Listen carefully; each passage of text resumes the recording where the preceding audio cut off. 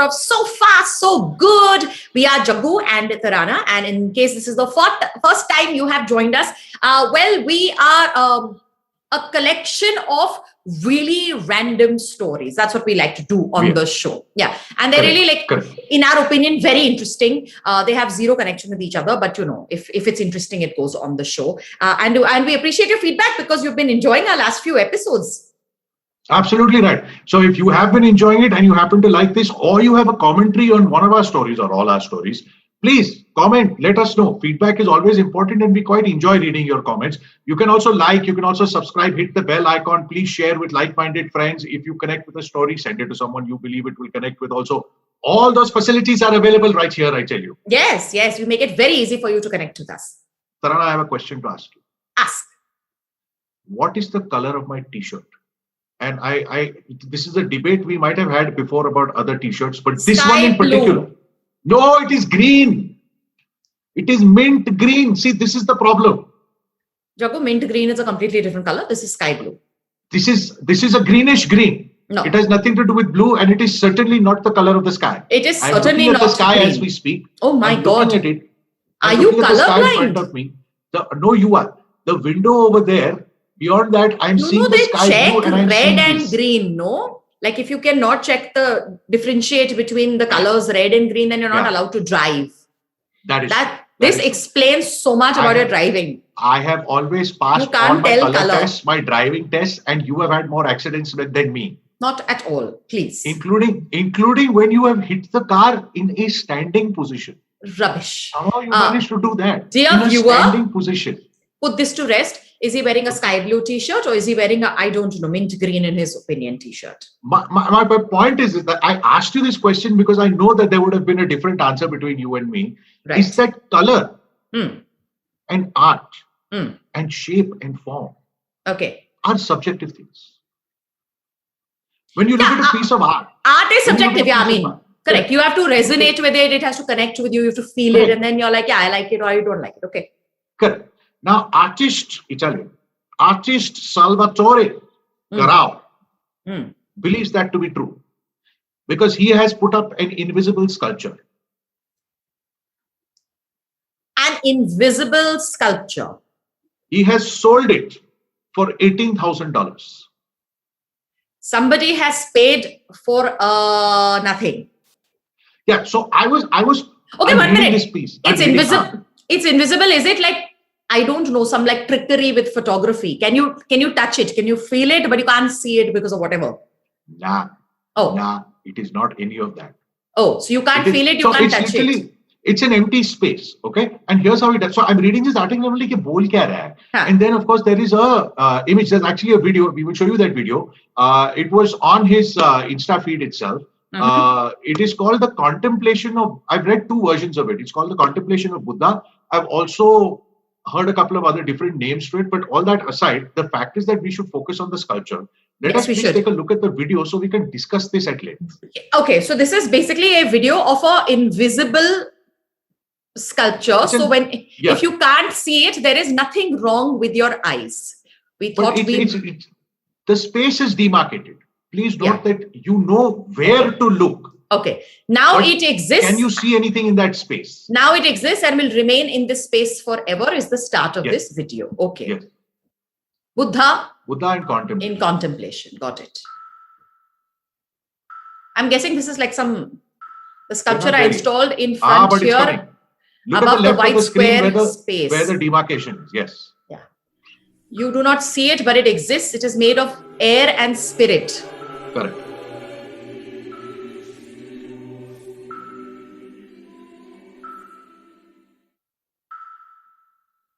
It is a work that asks you to activate the power of imagination, a power that anyone has, even those who don't think they have it. So if you say, I'm not creative types, maybe I need to be creative types. No, you have it, but you don't recognize it. The space is right there. He has demarcated it. Yeah. So it's not like to the left or to the right or the back or the front. It is in the square. Yeah. The work is in the square. Yeah. So look. I'm not quite sure where this gentleman was going, but here, you can see it again. If you like, it is Buddha in contemplation.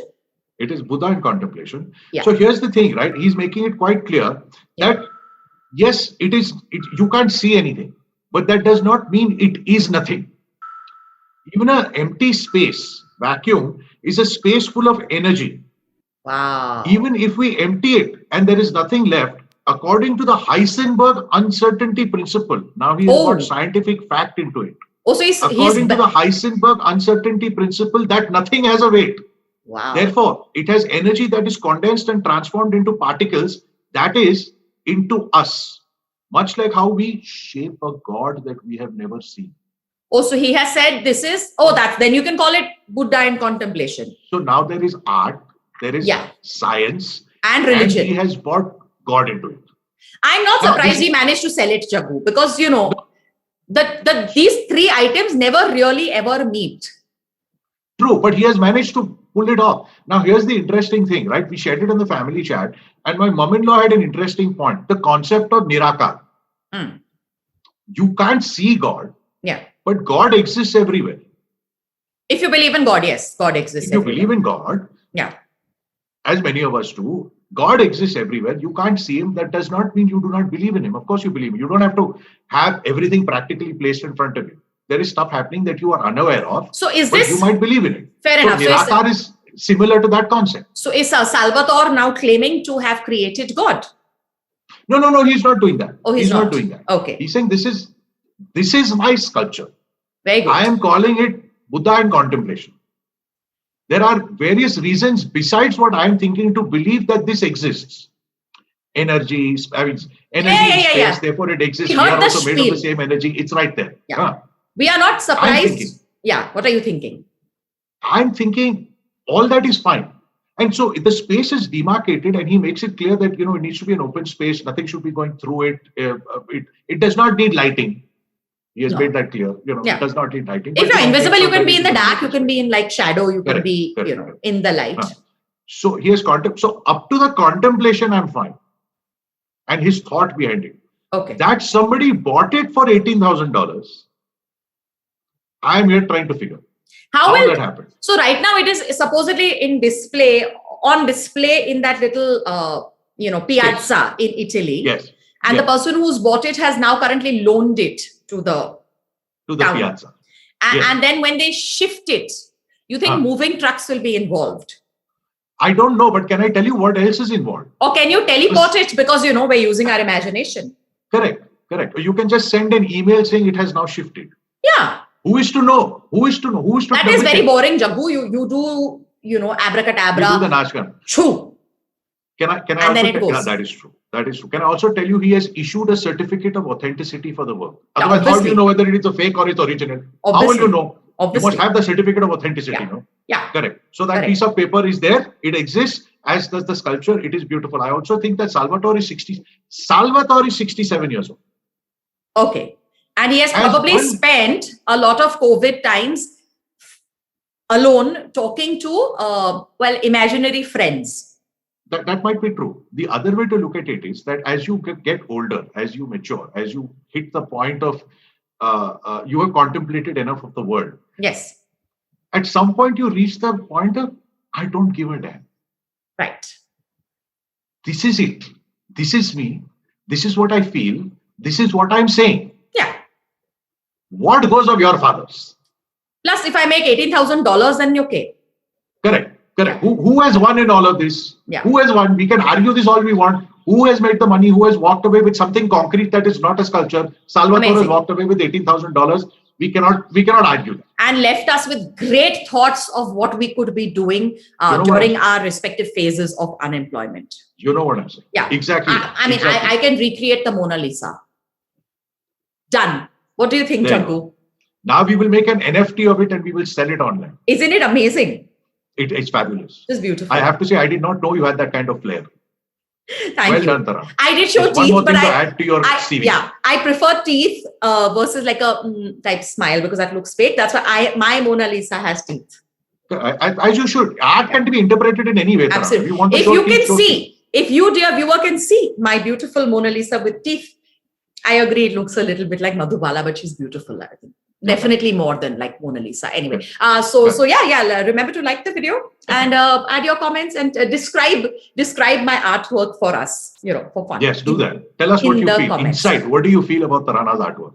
Now that we're in Italy, Sardinia, which is basically a coastal region in Italy, is apparently very, very well known for its pristine white sandy beaches. That is true. Okay. And their sand is so fine and beautiful and all that in the past they've had to pass a law saying if you steal our sand or seashells or anything from the beach, we will fine you. And the fine lasts between it can range between 500 euros to about 3,000 euros, which is a lot of money. Wow. Okay? Euro is more than dollar. So just do the maths. So just over the weekend, because just now Europe is opening up for holiday purposes for other European people who have got the European approved vaccines.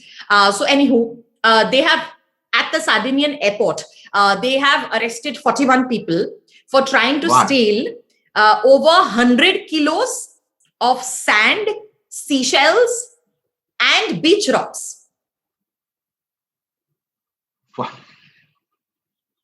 First, I want to ask you what, and then I want to ask you why.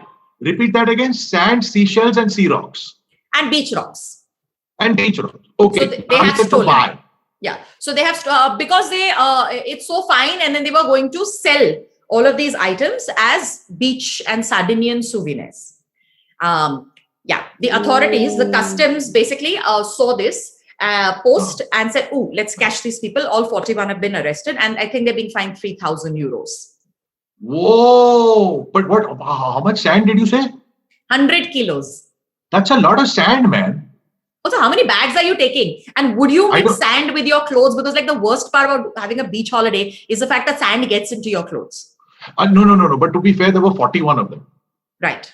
So that's about 2.5 kilos per head. So that's okay. But do you do that, or do you say, I'll take your clothes, you 10 carry all the sand, we'll take your clothes so that we don't have the problem of sand in our clothes? No, but sand is heavier than clothes. So the guy who is carrying all the sand would have an excess luggage problem. I know, you divide it up, 100 kilos. Correct, fair enough. So then, so everybody's like 10 of them are carrying 10 kilos. That's what I'm saying. Okay. Anywho, in case you were planning cumulatively, they're paying 3,000 euro. Or maybe each, because it 3,000 divided by 41 of them doesn't sound like much. So I think it's about 3,000 euros each. Anyway, people are stealing sand and seashells and rocks. While we're still on beaches, apparently a beach and the Sea of Marmara, which is in Turkey, has just got its worst case of something called sea snot. I don't want to know. I know. Aren't you curious? No. Well, I'm curious, but not enough to want to know about it. No, I accept your point, Taran. I accept. The Sea of Marmara in Turkey is dealing with something called sea snot. Yes. Moving along. No. So sea snot is the overgrowth of microscopic algae called phytoplankton. Okay, so. Oh, this is a natural phenomenon. No. Also, basically, too much of it happens when the temperature of the water is too warm because of global warming, and because of pollution, which is basically untreated sewage being thrown into the water. So it is mucus-like, slimy layer, and it has microorganisms in this. That it's not nice, but it is colloquially called sea snot. And because I have seen images, I must share, because sharing is caring, and we must show you. Yeah, we must. So because it would be. This is the Sea of Marmara ka beach. Yes. If I can, where is it? And then we have to contemplate what is causing this. You're saying the sea temperature going up, the pollution within it, and the algae. Oh, I see. Okay, so it looks like matti. Yeah, it's not too bad. It's matti. No, but then now when you see a top drone shot, all of that is sea snot, Jaggu. Oh, okay. So 1 minute. This is the problem. Yes. What is the solution? The committee is sitting on it. What are they going to do? The committee is sitting on it, and they are going to come up with some solution. I'm sure all of this can be sort of picked up and taken care of. But the environmental agency in Turkey and all is very upset, and then they're going to fine a lot of people. But this is insane. Is Vicks VapoRub involved? Vicks VapoRub? The sea has a cold. That's why there is not. Correct. Yeah. Therefore, it looks like the Kraken. You know, Pirates of the Caribbean ka Kraken, bring on the Kraken, all of that. Jo bhi bolta hai. It is sounding like the Kraken took a very big sneeze. And this is what is creating it. This is quite disgusting. And apparently, I think truckloads of Vicks VapoRub need to be sent into the water. I think the committee is wasting its time on other decisions. They have to now close this quickly. Done. We will send Vicks VapoRub for sure. So there is the sea, and then there is the land. Yes. On the land, Tarana, interesting things are happening. I'm sure they are. Fancy cars are always a thing of joy to watch on the land. Lamborghini is very high up on that list of fancy cars. Yes. And joyful things to see on the road. Yes. Now, what do you do in a Lamborghini? You drive it. Or you can just sort of park it on the road and go vroom, vroom, vroom and do like that at people. Somebody has taken that to the next level. Clearly, he has gotten so bored of driving his Lamborghini, he is thinking to himself, what else can this Lamborghini do? This is in China. Also, I've spent so much money on a car. I mean, it may as well have many, many functions instead of just Correct. You're saying, you see what I'm saying? Correct. What is the point of spending it just on driving? Other things might also happen. Yeah. Can it cook? For example. Correct. So, Lamborghini parked alongside a bunch of supercars. Yeah. And we actually have a video of this. Yes, we do. Lamborghini parked. So it's parked. It's not moving. Okay. The speed is 0. However, somebody sitting in the Lamborghini and revving it. It's being revved, and being a supercar, so supercar has fancy engine and all of that. It is billowing not just smoke, but also a little bit fire from the exhaust pipe. Is that a thing? Do Lamborghinis do it? Do they spew fire? I have never seen a Lamborghini do it, but clearly you can make it do it. Oh, okay. Okay, it is being revved. While this gentleman who was up to very recently driving the Lamborghini has decided to put a kebab on a stick and try to cook the kebab from the fire coming out of the exhaust. Yeah, I mean, I'm sure he saw a video, Jagu, of lava pizza. Yeah. And said if people can be making pizza on volcanoes, I have my own fire-breathing item. Yes. Yes. And it's the new age Chinese dragon. But let us see that video so that you're very clear about how this cooking is being done, and therefore the predictable / unpredictable circumstances that follow. I must tell you, if I had this car, this is certainly not what I would be doing. This is not what you want to do with a Lamborghini, but who are we to judge? We don't have a Lamborghini. Can you see the fire? You can. Yeah. Yeah. And that's a stick, right? Yeah. It is a stick on which, at the end of which is a kebab. You can hear and now smoke is coming out. That's the engine catching fire. Because the engine is at the back, it's not in the front, not in under the bonnet. It's at the back. Correct. And it is bleeding. The car is bleeding. It is bleeding. Let's assume that's oil. No, apparently it's coolant, Jagu. Oh, okay. Yeah. And so now all the friends who wanted to gather together for a barbecue are looking at this car that has basically bled. Correct. That is a bit mental. There was one opinion that said that if you rev a Lamborghini before you have warmed it up, this could happen. It's a high performance engine. It needs to be operating at a certain temperature. If you just sit in the car, turn it on, you need to drive it a little bit. Like what used to happen with Fiat and Ambassador 40 years ago, you had to turn it on, you had to warm up the engine a little bit, and then you had to move. So some people are suggesting that might also be the case. I mean, you can, of course, get into a Lamborghini and drive it. There's a reason it costs so much that it can drive immediately, amongst other things. But you don't want to rev it at that speed immediately. I see. Give it 2-5 minutes. That is the only reason he has managed to set his car on fire. Correct. So if you sit in it and you rev it, and this could potentially happen. Yeah. He did not know that. Clearly, he has more money than sense. So now instead of burning his kebab, he has burnt his Lamborghini. I have one question. Yes, of course. Why would you eat anything that involves exhaust fumes on it? When you're that stupid, Tarana. that you want to try this experiment, you also have to be stupid enough to conclude the experiment. And the conclusion of the experiment is, how does the kebab taste? So then you have to do that. I think the friends who don't own the Lamborghini would have been told, I'll use my car to cook it, but then you guys got to eat it. And they said, yeah, okay. And they would have been like, okay, thank God the car caught fire, because now I don't think we're expected to eat this. But anyway. I want to know what meat the kebab was. It's China. It could be anything. Use your imagination. Yeah. Imagine the meat, Jaggu, just like we're imagining, Italian sculptures.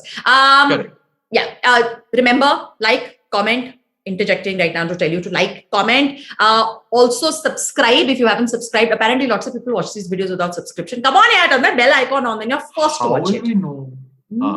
Yeah. And make sure you share it with like-minded people. While we're in China, Jaggu, so China doesn't have the regular social media platforms. They have their own. So you're familiar with WeChat. Correct. Right? So WeChat and the Chinese social media platform WeChat has published a couple of days ago a list of activities and violations in a bid to sort of clean up its live streaming service. So a lot of social media, like Facebook allows you to go live, YouTube allows you to go live. A lot of platforms allow you to go live, everything actually. But they have to have some rules and regulations in place, because obviously people can misuse, which is why certain number of followers allow you to do, then you have to try a few times, whatever. So WeChat has come up with its own rules. However, WeChat, owned by Tencent Holdings, by the way. Tencent is the TikTok people. Hence, it has been banned and all. Anyway, they have said, so they've said, okay, look, about 1 billion people use it, and they use it for everything. And there is also, including like ordering pizza, but its most popular feature is called Channels.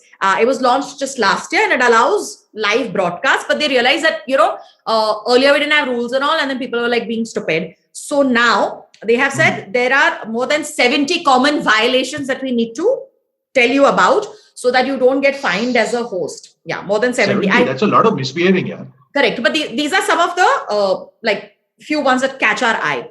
Deliberately showing your tattoo. What's wrong with that? I don't know.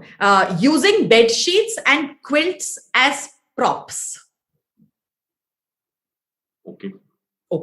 Women. If that's all they're wearing, then that might be a problem. Correct. Women broadcasting while wearing only bikini or underwear, or being in a towel and broadcasting stuff. Violation. This is explaining the bedsheet thing. Yeah. Okay.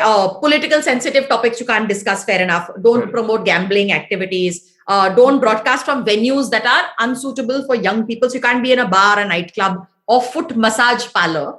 Oh, that's an adult thing, is it? You cannot. And they have said spanking is not allowed. Correct. Because on WeChat, people are getting on live and then spanking each other. Other vulgar activities include... Which is explaining the bed sheet, the towel, the lingerie, the bikini. Yeah. So the spanking explains all of the above. Yes. The other vulgar activities include putting underwear over one's head, focusing the camera on sensitive parts of the body, such as the chest or the buttocks. Okay. And nose picking. I only agree with the nose picking. Everything else, I don't see why they should ban. But the nose picking, I fully agree. I'm in agreement with the authority. No, this is not the authorities. This is WeChat themselves. And the authorities, I think, must have clamped down on them. But I was just like, why? Wow. Like, nose picking is something everybody does, but only in private. Yeah. Right? Correct. Because even like the individual nose, it is really disgusting and you shouldn't do it. And so only in private would you. Why would you live stream it? I have no idea. What are these Chinese doing? Anywho, it is now banned. Please appreciate my restraint for not showing you live streaming of nose picking. No, I want to see. But Jaggu, I draw the line. If you're going to show me sea snot. I draw the line at sea snot. There are some limits that I would not cross. Okay. I have already found a loophole. Have you? What? Nail cutting. Okay. Nail cutting is allowed. Yeah, but you don't want to see someone else cut their nails. Hello, 1 minute. There are 70 violations. I have listed about 10, 12 of them. So maybe nail cutting is also one of them. Maybe. I'm saying let's push the envelope. Let's get onto WeChat and cut nails and see if they make go viral. If they go viral. No. If it goes viral, then they will make noise about it. I think it's worth a shot. Tarana, okay, try it. Because I have no intention of doing this. Okay, so Jagu just volunteered to do this disgusting thing, which we're not happy about. First, let me see if WeChat is allowed to be downloaded. Download it. So. You're in India, you can't do it. Going to leave you with a animal video as always, but this is a rather unusual sort of story. There are insects called cicadas or cicadas. Okay, not to be confused with the artist called John Cicada. No. His family may have been named after cicadas. Cicadas are basically insects. And their life cycle is basically they are underground for most of it, 13 to 17 years. And they only come out after 13 or 17 or between years. And they come out, they fly around, they attract each other, they mate, they lay eggs, and then they die. So in the United States right now, brood eggs, which is a certain type of cicada or cicada has just arrived, and for a few weeks everybody has been like, oh my god, and they're like loud, okay, like they're like crickets, like so cricket size, cricket sound, and a whole bunch of them could like really do this at high volume. Yeah, so thousands and thousands of them are there, and there is an artist, Jagu, who is fascinated with this whole like, wow, can you imagine what goes on in their head? Like 17 years, I'm going to be like eating tree roots and I'll be underground, and then I'll come out for one brief hurrah, and then I'm just going to go back. So he's fascinated, and every time alag broods of cicadas come out, he goes and he makes music with them. So he's a musician, plays the clarinet, and he genuinely believes that the annoying sound that all of these insects make, because bottom line, it sounds at best like white noise. Okay, yeah, fair enough. Yeah. Right? However, at its extreme, it can be deeply annoying. Yeah, however, it does sort of, in his head, like have a rhythm, because there are like certain frequencies that musicians can recognize. So yes, I do indeed. In case you are wondering, does she have a video of this music? Yes, we do, and we would like for you to try it. Is he digging his nose? Jagu, no. Okay, now we're in a field. He's digging his nose with the clarinet. You can hear it, right? Yes. Pulled out his clarinet pieces. That's him.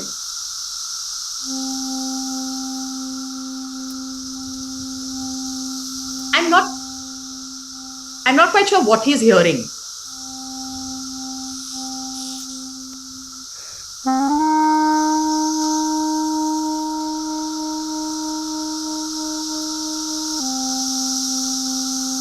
Did they get louder? I don't know. I can't say. Do we want to hear this again? You can do this at home.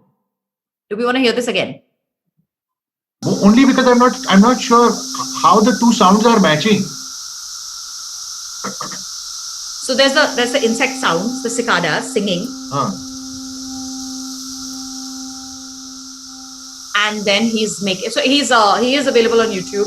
Bug music. Yeah.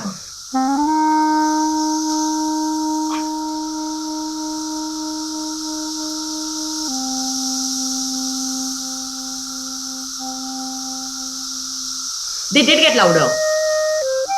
And this is making them go down a little bit. I am not getting it. Did you not appreciate the music, Jagu? No, I didn't. Did you think it was music? No, I didn't. You thought it was noise? I'm getting the clarinet bit and I'm getting the insect bit. I'm not seeing the combination working. So anyway, so this is different cicadas, which he did about 5-7 years ago. His latest recording happened literally like 2 days ago, so we don't have it. But it involved him and a few friends. Have you been tracking for the last 5 years, Tarana? I mean, I was like, he couldn't have done it just like all of a sudden. But like he's now got a bug music choir. So people played guitar. Wow. There was clarinet. Yeah. So look for it after you finish watching this video. Look for it because it hopefully will be up in a few days. The video. We have rehearsals. And the guitarist said they were the most supportive sort of co-musicians to play with. Yeah, because they were very chill and they were like not bothered and they were just doing their own thing. Wow. Yeah. He should up his game. He should up his game and then now take it to a bee farm. Ooh. Let's see what happens there. Because bees to definitely buzz. Buzz. But yeah. And sting. Correct. And I have I have a photo to show you of him now. Okay. What? This is him. Okay. Him. Okay. Oh, and this is when the cicadas love his music. What happens if the cicada enters the clarinet? They do, but it's okay because you're blowing sort of outwards. They fly back out. Okay. Look, everybody's entitled to their talents. Everybody's entitled to their hobbies. Everybody's entitled to play the kind of music that they want. I can't do this, but he seems to be good at it, so why not? And if you are fascinated by bug music, look for it. And maybe you would find music. I mean, I think the same kind of person who can see the invisible sculpture should be able to find pleasure in this music. Oh, well done. Well done. Yes. Okay. You have to enjoy the finer things in life that come from your imagination. Absolutely. Okay. In case you were thinking, really, are they going to leave us with an insect video and an image of a person like covered in insects? No. Panita, okay, she is a viewer of ours who has very sweetly contributed, Jaggu, Panita Kulkarni, a very, very cute video that she has found of lemurs. Okay. Lemurs, we've all seen them in like Madagascar and stuff. And these lemurs have now moved to a zoo. And these are the dancing Sifaka lemurs. And that is indeed actually what I would like to leave us all with instead of insects being stuck in our head. Okay. And thank you for sending us this video. Yeah. Panita, you're very, very cute. Thank you very much. And she said, I don't know if it will fit your, so far so good, but I think it's a great fit and we agree. Are we ready? 100. Are you ready?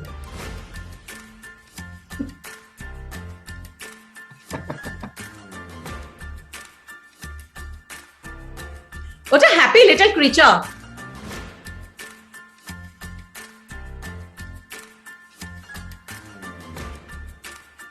Curious, cute, and Dancy. Available now at the Chester Zoo. We're very pleased. Thank you for this video. And remember, you can always send us any story that catches your eye. We love it when you give us ideas because then that way there are more brains working on this show than just the two of us. Bilkul right. Bilkul right. All contributions are welcome. Comments are welcome. Feedback is welcome. So please do that right away if you like. Please also like, share, subscribe, hit the bell icon. You'll get notifications, all of that. Do that for us. We'd be much obliged. Okay, see you soon. Okay, bye. Bye-bye, butterfly.